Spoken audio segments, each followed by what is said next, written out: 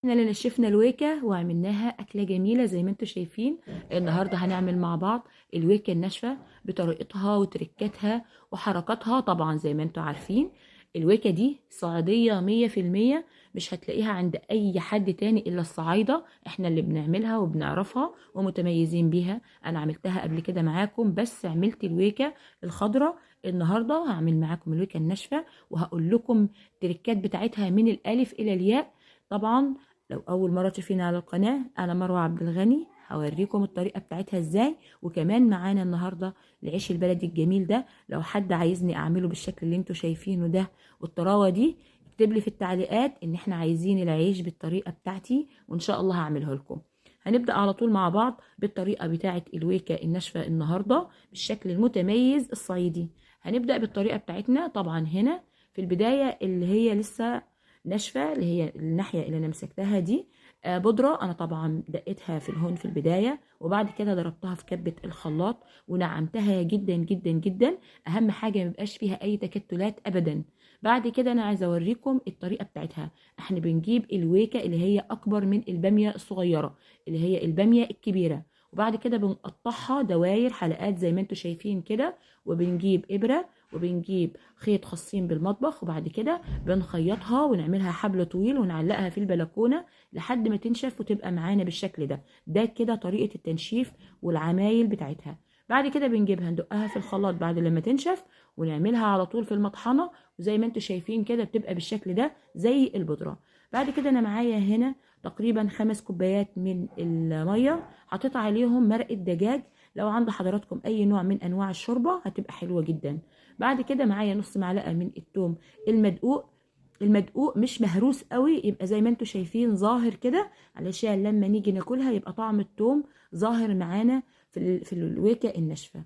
ادي شوية الويكة زي ما انتوا شايفين، ناعمة جدا جدا، مش هتلاقي فيها تكتلات ولا فيها اي حاجة ظاهرة خالص. هنبتدي ان احنا ننزلها على الشوربة او المرقة او اي حاجة احنا عاملينها، ونفضل تقليب فيها بالمضرب علشان ما تتكتلش معانا وتدي كده زي كلاكيع.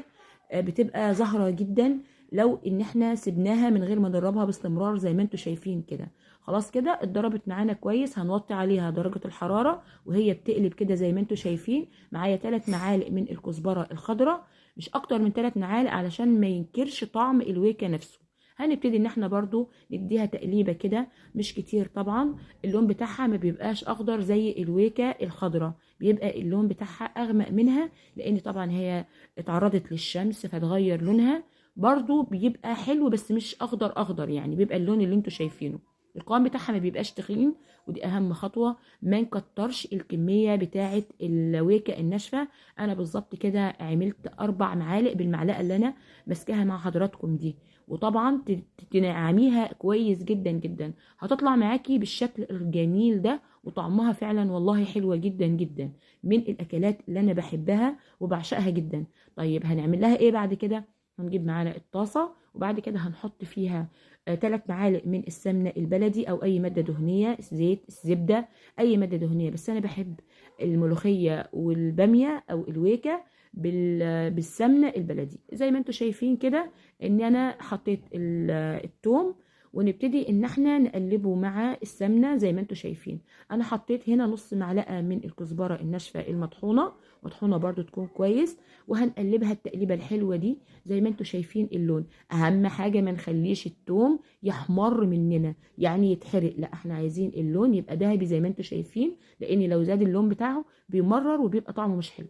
بعد كده هنكمل بقى باقي الطشة الجميلة والريحة اللي عبت البيت دي. ريحتها جميلة.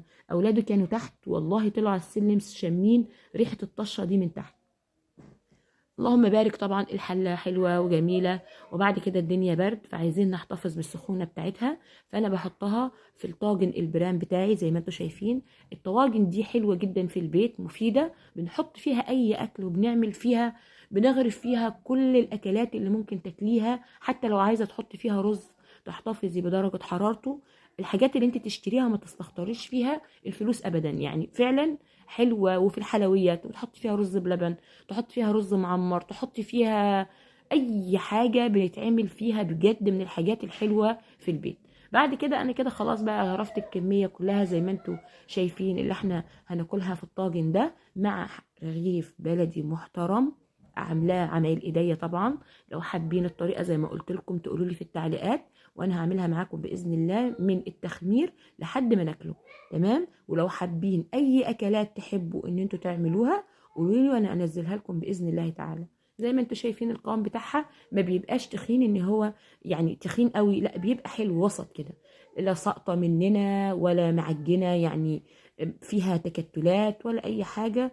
اللهم صل على النبي، جميله جدا جدا جدا. في ناس كتيره ما بتعرفش تعمل الطريقه دي، وبالذات المغتربين بره مصر ما بيعرفوش ان هو يتصرفوا فيها ازاي. نشفها زي ما انا قلت لحضراتكم وهتطلع معانا بالطريقه الجميله اللي انتوا شايفينها.